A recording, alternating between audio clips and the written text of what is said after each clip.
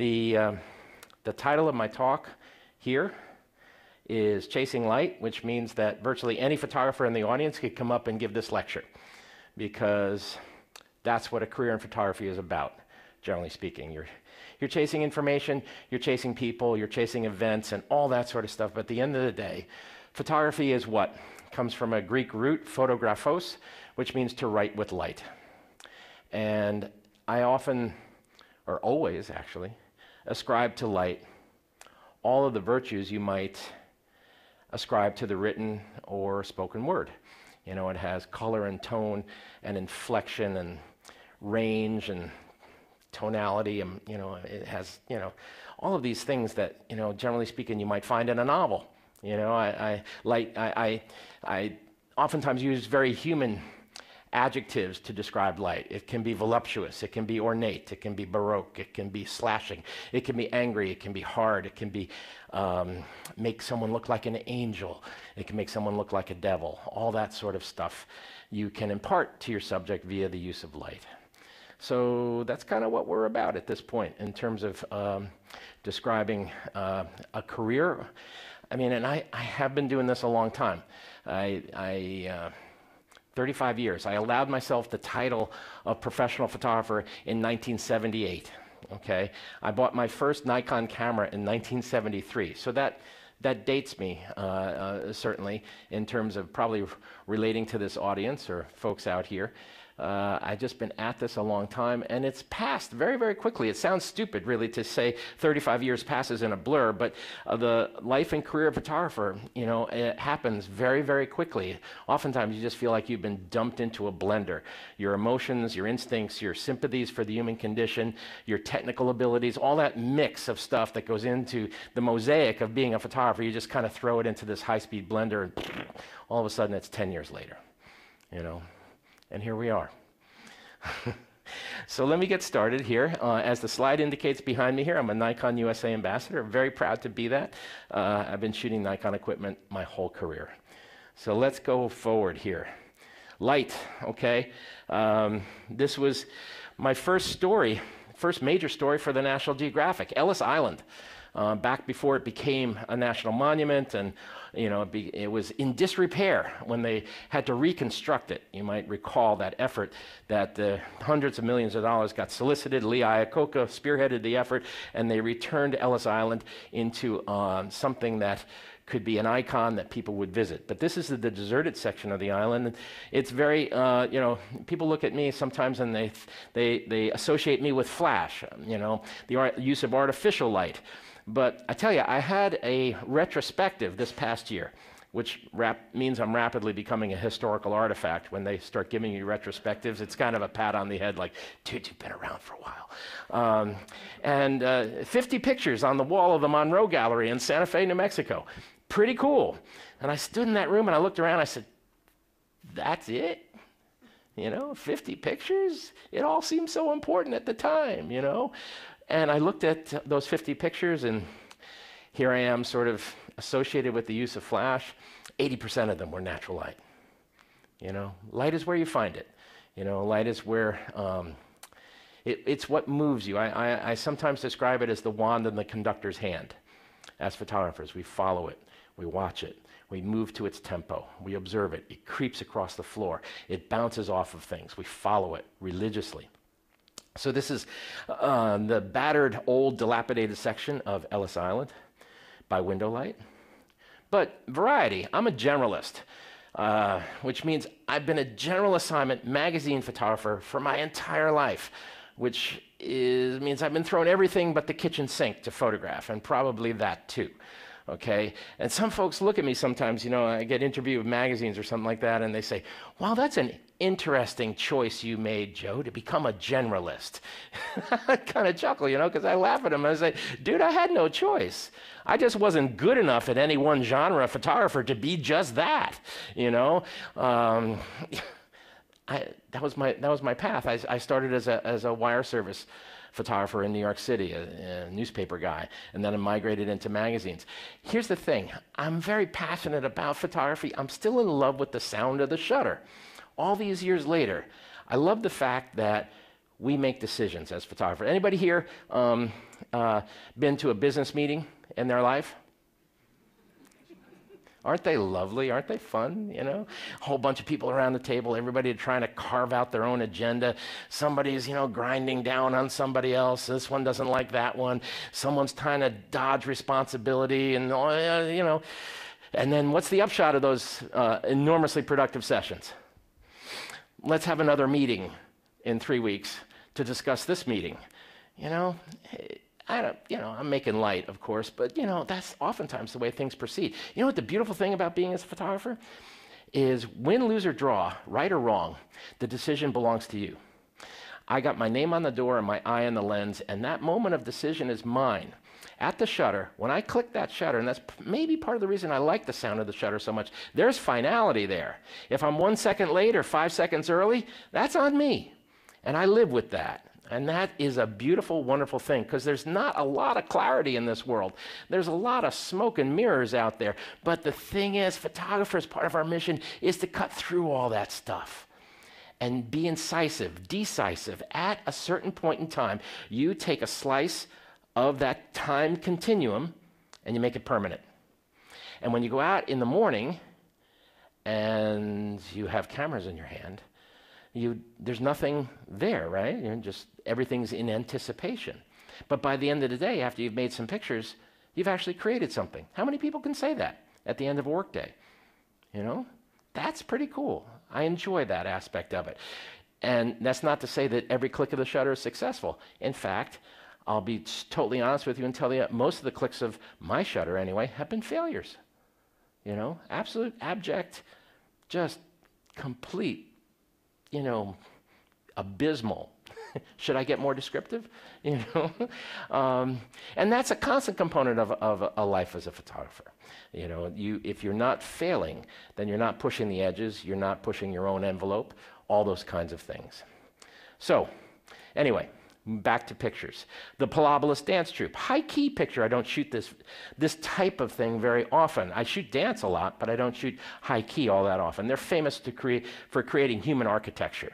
Okay? A baptism in the Savannah River. Okay? This lady was a minister, and she led a whole troop of people down into the water for baptizing. Of course, I've conducted many, in the pursuit of light and creating my own light, I've conducted many perilous experiments with expensive electronic equipment and bodies of water.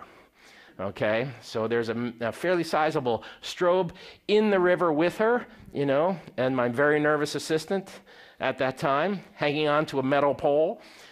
This is not a smart thing to do sometimes, being a photographer. It really isn't. There's some very irrational stuff that you do. Why do you get into the river at dawn? Okay, to shoot a photograph. Okay, I'm Irish Catholic, so I have an intuitively good sense of how to light a bar. Okay, which this is. I can walk in. I can just. The smell of the place. I'll put a light over here. I'll put a light over here. Oh, and by the way, could we have a beer? All that sort of stuff. It's wonderful. But different light for different faces. I mean, if you look at this face, this is a young dude, like kind of a hipster, right? Nice, warm, smooth light, as opposed to this face. Okay, it was a prison guard for many years in the New Mexican state penitentiary system. Actually, Rick is a really interesting guy, but those lines of life, I don't varnish them. Like everybody. Do you get a commission, folks here? Portrait photographers, family photographers. The point of the commission, generally speaking, is make me look good. Okay, scrub me up a little bit, okay, get rid of this and that and all that other sort of, shrink me a little bit, all that sort of stuff. I don't do that. I celebrate the road traveled photographically. The camera stands in service to that. So I'm not going to make Rick pretty. That would be a tough job to do, and I'm not going to rob him of the life that he's showing me in that face. Okay, same thing here, fisherman. Okay, been out at sea for many, many years up in Iceland. a hard light, an edgy light. Whereas here, a young, beautiful face with lots of depth of field, showing the field and the sky and the clouds, all that sort of stuff. So I'm using a different type of light here to bring for this lovely young face. Okay? Splashy light. And I'm not saying that. That just came out of my mouth. I said splashy. Then I realized, oh, yeah, I'm standing in the ocean. That's pretty good. That's pretty good, actually. Not bad. But Barbara Cadet, a wonderful saxophone player in the Caribbean, okay? Again, I had said I conduct numerous experiments with expensive electronics in and around bodies of water. But she's a marvelous performer. Punchy light, kind of colorful light, because she's on stage. All that color in the background there, and her dress lent me to the lighting solution up front for her. My friend Donald, okay, the legendary Donald from Santa Fe, New Mexico, Moses incarnate, okay? He is an amazing guy. He could be 85, he could be 65. I just don't know with Donald, you know. He's been all over the world. He's been crewed on board freighters. He's been a roustabout in oil fields. He's lived life. And again, I want to express that. So here I'm using a flash combination to introduce a slow shutter speed to the events that I'm witnessing, because there's a storm coming up. I want his hair to whip around. So I'm dragging my shutter. I'm using camera techniques, which sound like a lot of numbers, right? But at the end of the day, those numbers add up to tremendous aesthetic implications into your photograph. So you have to think of those numbers in the background as you're approaching subject matter. We doing okay? Everybody all right so far? I can't tell. There's such a strong light on me here. Everybody in the audience could have left by now, and I wouldn't even know. But this is actually like going through an editing session at the National Geographic. They kind of shine a light in your eyes. Editors like, what have you done with my money? Anyway.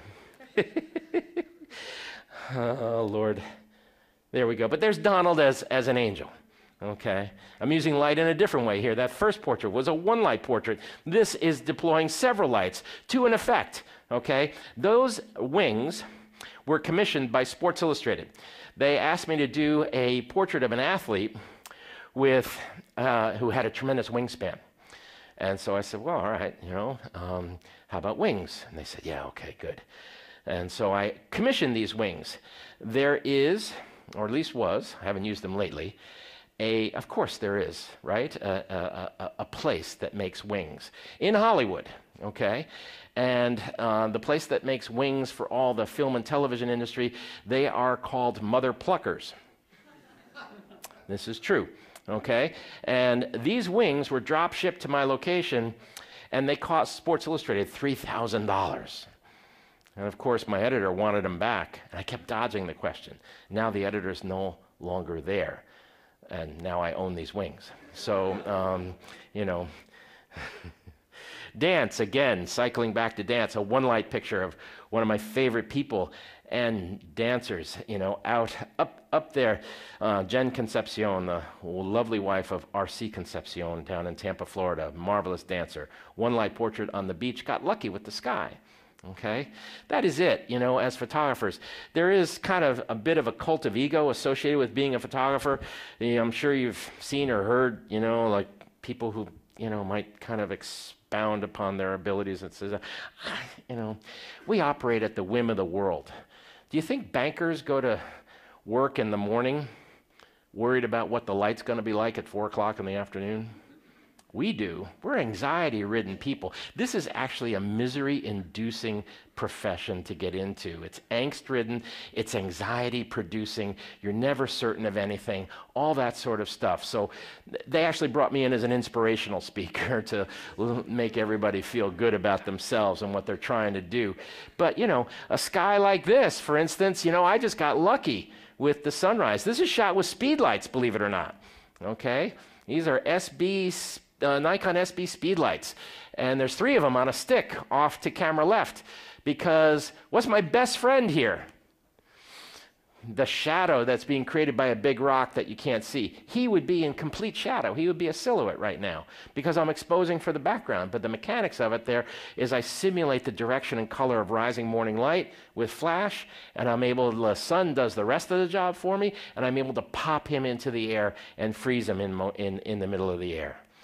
Character light, right? For a true New York City character. Louis Caccioli. Louis Caccioli was the cover of a book I did in the aftermath of 9/11 called The Faces of Ground Zero. Not this particular picture, but I've cycled back with Louis. The thing is, as a photographer, you maintain relationships, right? There's an emotionality that occurs at the lens. Not always, you know, I mean, sometimes with a corporate portrait and stuff like that, sometimes you're photographing people, and honestly, you come away from assignments like that, sometimes you feel like you want to take a shower, you know, and so there's no further connection. But I've been really blessed in my career in that a lot of the people I photographed have become my friends, okay, over time. And that's a wonderful, wonderful thing, because the emotionality and connection you develop at the camera can be very, very real and very, very powerful and lasting. And actually, when someone gets in front of your camera like this, in an emotional situation such as in the aftermath of 9/11 or in any number of situations you might encounter, there's an unspoken bond that gets created there. And you might not even be aware of it, but it is being created. You have to take care of that person in front of the lens. Very vulnerable place to be. You have to care for them, and you have to be the good shepherd of their image in the aftermath. Okay, I just shot this. This was going to be the first cover of a book published by Derek Jeter. Okay, anybody remember Derek Jeter, New York Yankee? I know generally people in Seattle hate the New York Yankees. That's okay. But Jeter has gone into publishing. This guy, okay, Ed Lucas, is a blind sports writer who taught himself to acoustically listen for where the ball was going. Remarkable man. I made this portrait last fall, and of course they didn't use it as a cover, unfortunately. I love the way he's looking at the baseball. Even though he's blind, he's kind of, you can see some emotion there. He was blinded by a baseball. Okay, so his whole life revolved around this little horsehide sphere that he's holding in his hands. Little beauty light, elegant light. Just shot this in Scotland of a lovely young dancer. Again, a speed light portrait, you know, a little over and under type of a combination. Those types of things. I'm fascinated with the human body. Okay, I really celebrate athletes, dancers, gymnasts, acrobats, circus people. I've always loved that. Maybe I'm just a starstruck kid, you know, after all these years, and I still just like to the idea of being, you know, looking up the sleeve of the magician and working with these people who are so magically on stage for us. This gentleman, his name is Manu, and he's one of the leads in the Ka show, the Cirque du Soleil show in Las Vegas. Amazing physical architecture. Don't be afraid of your imagination, by the way. My assistants looked at me and said, you know, when we showed up in Vegas, I said, we got to get a tire. They looked at me and said, what? You know, I said, yeah, I want to get a tire.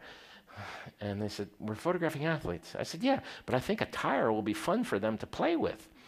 So I went to a used truck salvage place and I rented a tire. This only cost like $100 and they delivered it. It's a 250-pound truck tire.